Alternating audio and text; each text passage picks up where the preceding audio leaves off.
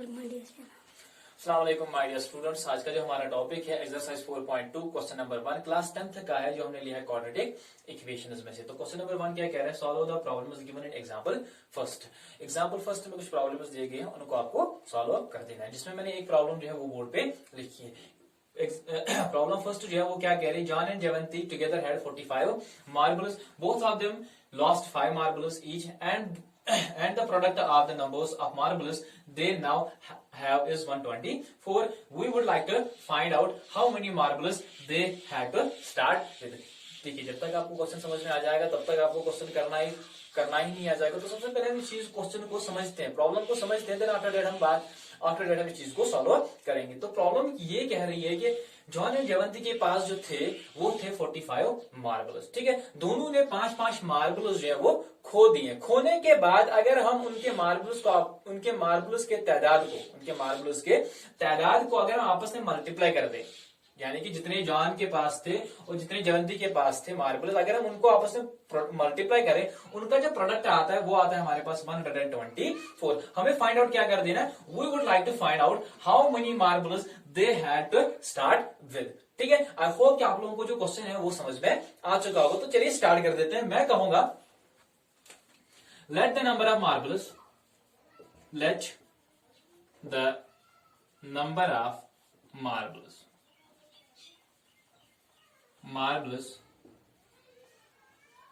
John had BX। मैं कहूंगा John के पास जो मार्बल्स थे वो कितने थे, X थे। वो कितने थे, देखिए अगर हम बात करेंगे ना, अगर ये क्वाड्रेटिक इक्वेशन की अगर हम बात करेंगे तो क्वाड्रेटिक इक्वेशन में हम वन वेरिएबल का यूज कर देते हैं। देखिए, अगर हम general form of quadratic equation की बात करेंगे वो है x square plus bx plus c। देखिए, इसमें खाली एक ही वेरिएबल आ रहा है x एंड x। अगर हम 2 वेरिएबल्स की बात कर देते तो यहां पे अगर हम बात करेंगे तो हम कह सकते थे जॉन के पास x थे और जयवंती के पास y थे। दोनों को मिला के कितने होते थे, y plus x plus y is equal to 45। लेकिन यहां पे क्या है, हमें सिंगल वेरिएबल का इस्तेमाल करना है। अगर मैंने कहा कि जॉन के पास x थे, ठीक है, तो अगर मैं बात करूंगा जॉन के पास x थे, ठीक है, तो जयवंती के पास जॉन के पास x थे, तो जयवंती के पास मुझे पता है नहीं, तो उसको मैं ऐसे कर दूंगा, दोनों के पास कितने थे, 45 थे। अब जयवंती के पास कितने रहेंगे, जयवंती के पास ये x को ऐसे रख देते हैं, x को इक्वालिटी के उस पर रहेंगे, तो 45 माइनस x। तो चलिए इस सिचुएशन को कुछ इस तरह से हम लिख देते हैं। ठीक है, अगर मैंने कहा कि जॉन के पास कितने थे, क्या यहाँ पे सिंगल वेरिएबल का इस्तेमाल करना है, क्योंकि मैंने कहा है कि जॉन के पास जो थे वो x थे, then the number of marbles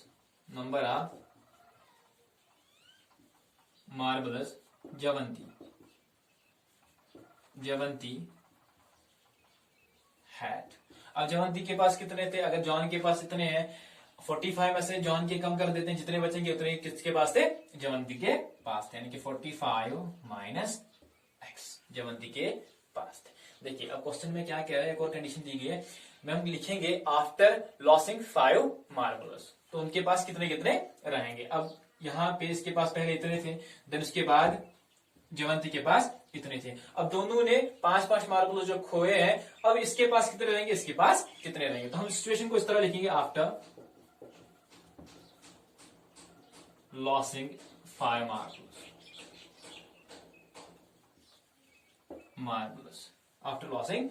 marbles, the number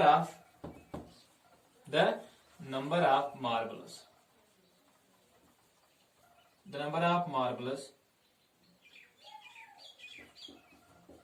John had is equal to x minus 5। सही है, पहले इसके पास इतने थे, फिर 5 खो दिए तो x minus 5 आ जाएगा। the number of marbles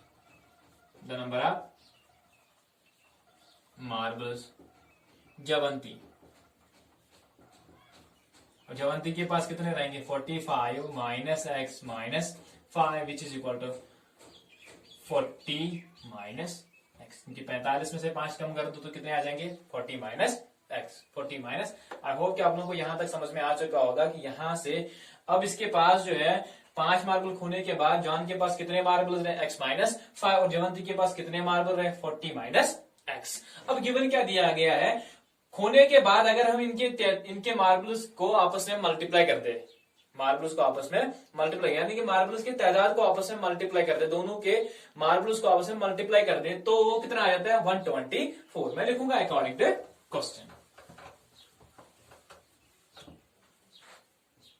according to question. अब क्वेश्चन क्या कह रहा है, दोनों के मार्बल्स को 5 मार्बल खोने के बाद अगर हम इनके मार्बल्स को आपस में मल्टीप्लाई कर दें तो उनके प्रोडक्ट कितना आता है, तो मैं लिखूंगा according to question x -5 into 40 - x is equal to 124। क्योंकि खोने के बाद इसके पास कितने रहे थे, जॉन के पास इतने, जयवंती के पास रहे थे इतने, और दोनों को मल्टीप्लाई करके क्या आ रहा है हमारे पास, प्रोडक्ट कितना आ रहा था, 124। तो चलिए इसको सॉल्व कर देते हैं। पहले x को इसके साथ मल्टीप्लाई करते हैं, तो ये हो गया 40x माइनस, यहाँ पे माइनस है तो minus x square.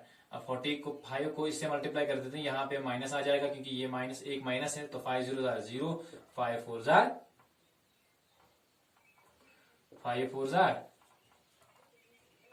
20, 5 4 20, then minus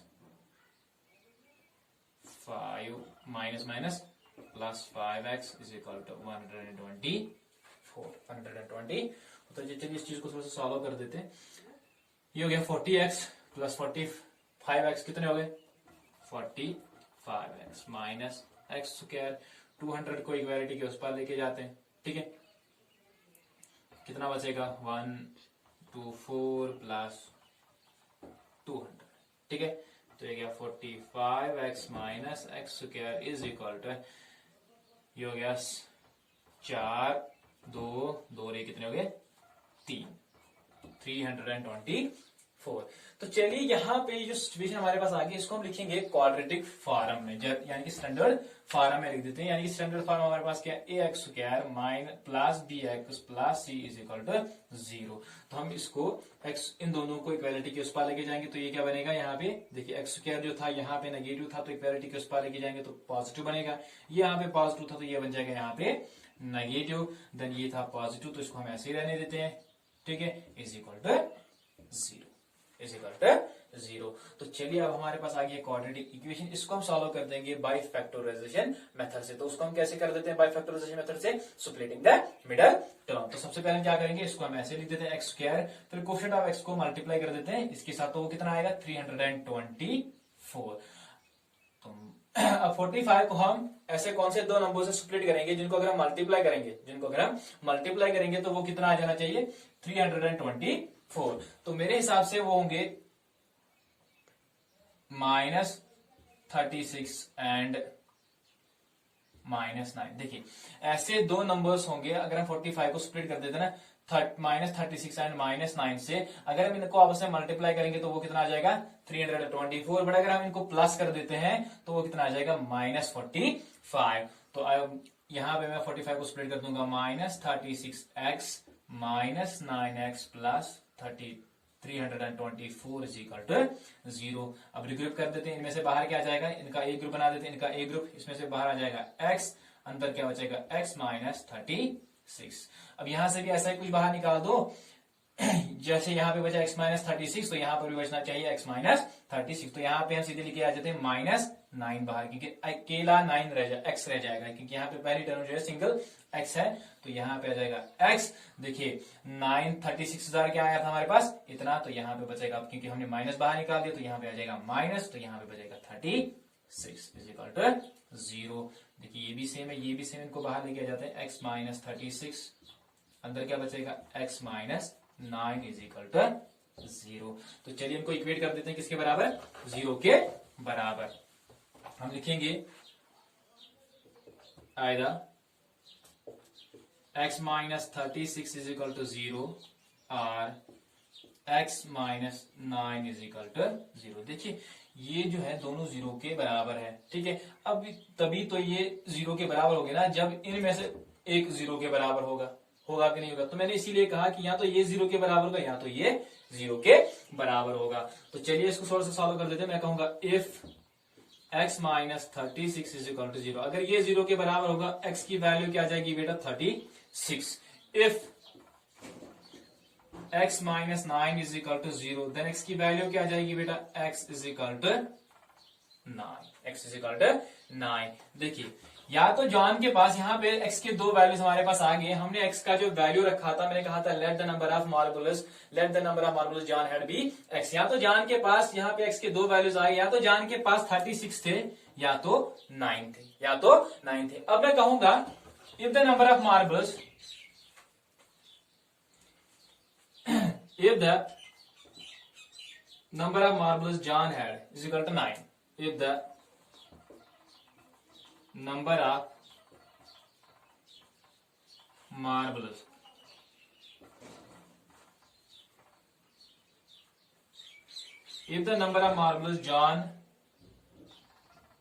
John had is equal to 9, then the number of marbles जवंती है। तो जवंती के पास कितने होंगे at that time, plus 45 minus x हो गया 45 माइनस 9 इज इक्वल टू कितने आ गए, 15 में से 9 6, यहाँ पे बचे 3 तो 36 होंगे। अब हम क्या कहेंगे, if the number of marbles John had कितने 36, देन जवंती के पास कितने होंगे, तो जवंती के पास हम इजीली वो निकाल सकते हैं। देखिए अब मैं कहूंगा if the number of marbles John had 36, then the number of marbles Jawanti had तो 45 माइनस 36 तो कितने आ जाएंगे उसके पास, तो उसके पास होंगे बेटा 9। एट दैट टाइम कितने होंगे, एट दैट टाइम उसके पास जो होंगे 9 मार्बल्स। तो यहाँ पे x के दो वैल्यूज आए थे, इसीलिए हमें ये कंडीशन करनी पड़ी थी। अगर जॉन के पास कितने होंगे, पहले 9 मार्बल्स होंगे, देन जवंती के पास होंगे 36। अगर जॉन के पास 36 थे तो जवंती के पास कितने होंगे 9 मार्बल्स। आई होप कि आप लोगों को ये वाला क्वेश्चन जो है समझ में आ चुका होगा। तो चलिए बढ़ते हैं इसके नेक्स्ट पार्ट की तरफ। तो चलिए ये हमारा पार्ट नंबर 2, ठीक है। पार्ट नंबर 2 क्या कह रहा है कि एक कॉटेज इंडस्ट्री जो है वो प्रोड्यूस कर रही है certain number of toys in a day. The cost of production of each toy was found to be 55 minus the number of toys produced in a day. On a particular day, एक खास दिन, the total cost of production was 750। We would like to find out the number of toys produced on that day. उस दिन कितनी toys जो है वो बनी थी। सबसे पहले मैंने आपको कहा था कि जब तक आप क्वेश्चन समझोगे नहीं तब तक आप कर पाओगे ही नहीं। तो सबसे पहले हम क्वेश्चन को समझते हैं। देखिए क्या कह रहे हैं, एक कॉटन इंडस्ट्री जो है वो प्रोड्यूस कर रही है, वो बना रही है सर्टेन नंबर ऑफ टॉयज। एक दिन में वो सर्टेन नंबर ऑफ टॉयज जो है वो बना रही है। अब एक टॉय को बनाने के लिए जितनी कीमत लगती है ना, वो कितनी लगती है, वो लगती है 55 minus the number of toys produced on that day. 55 minus तादाद जो एक दिन में हम टॉयज बना रहे हैं वो माइनस करके, ठीक है। एक टॉय को बनाने की कीमत कितनी लगती है, 55 minus the number of toys produced in a day. On a particular day, एक खास दिन क्या हुआ था, टोटल कॉस्ट ऑफ प्रोडक्शन, जो इन टॉयज को बनाने के लिए जो प्रोडक्शन आया, टोटल कॉस्ट जो आया वो कितना आया, 750 रुपए। आपको क्या फाइंड आउट कर देना है, we would like to find out the number of toys produced on that day. आपको बोला जा रहा है कि उस दिन, जिस दिन इन टॉयज को बनाने का खर्चा जो आया कितना आया, 750 रुपए। उस दिन कितनी टॉयज जो है वो प्रोड्यूस हुई है, वो बनी है। हम कहेंगे let the number of toys produced be X. मैंने कहा उस दिन जो टॉयज बनी है वो कितनी बनी है, x. Therefore, cost of each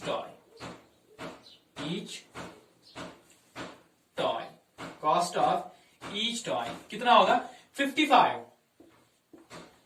minus क्या करता है, the number of toys produced on that in a day. देखिए मैंने कहा कि उस दिन जो बनी थी टॉयज कितनी बनी थी, एक्स। तो हमने क्या कहा, कॉस्ट कितना होगा, 55 minus x. It is given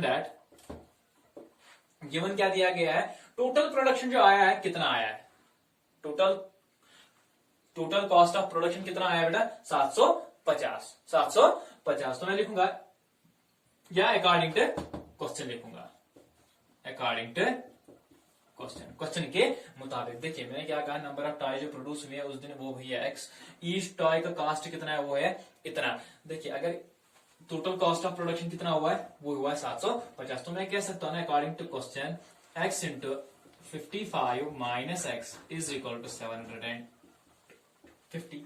देखिए इसको एक टॉय, नंबर ऑफ टॉयज इतनी बनी है, एक टॉय का खर्चा इतना आ रहा है, टोटल खर्चा कितना आ रहा है, then this is equal to this into this हो गया ना इसके बराबर 750, क्योंकि पूरा खर्चा जो आया था इन टॉयज को बनाने का वो आया था 750 रुपए। तो चलिए इसको थोड़ा सा सॉल्व कर देते हैं। तो ये क्या आ जाएगा, ये आ जाएगा हमारे पास x को इनके साथ मल्टीप्लाई कर दो तो 55x minus X square is equal to 750।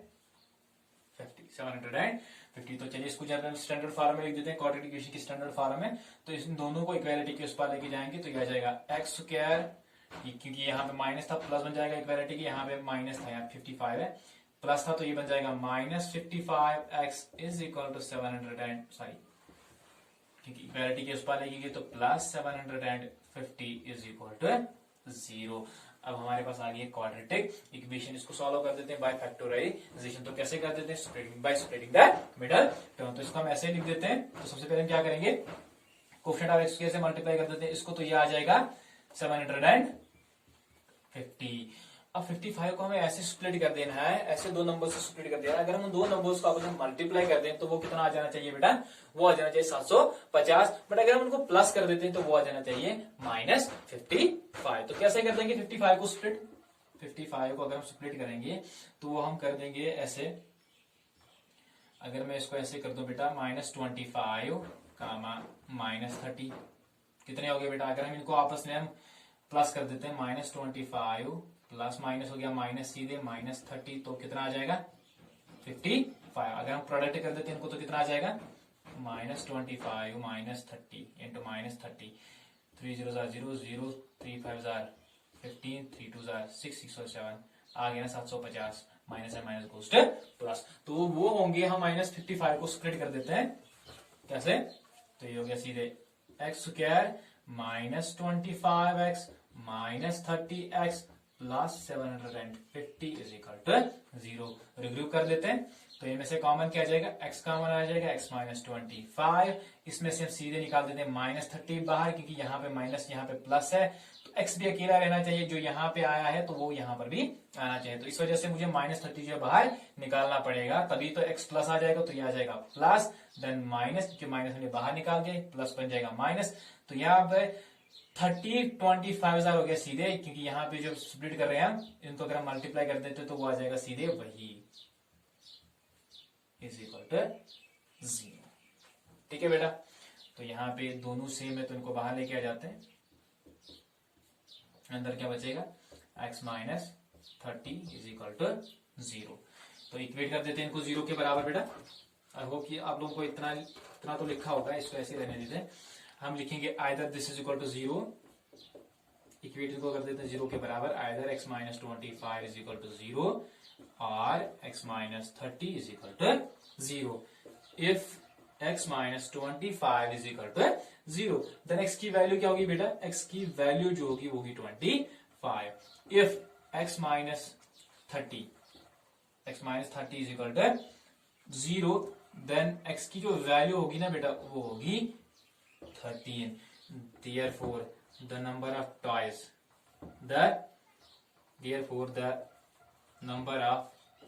toys will be either या तो 25 होंगी या तो उस दिन 30 बनी होंगी। समझ में आ रहा है कि नहीं आ रहा है, क्योंकि यहाँ पे x की दो वैल्यूज आए थे, या तो नंबर ऑफ टॉयज उस दिन कितनी बनी होंगी 25 बनी होंगी, या तो नंबर ऑफ टॉयज कितनी बनी होंगी 30 बनी होंगी। आई होप कि आप लोगों को ये प्रॉब्लम जो है समझ में आ चुकी होगी। तो चलिए नेक्स्ट क्वेश्चन जो है क्वेश्चन नंबर 3 जो है वो हम इंशाल्लाह नेक्स्ट वीडियो में सीखते हैं। ठीक है।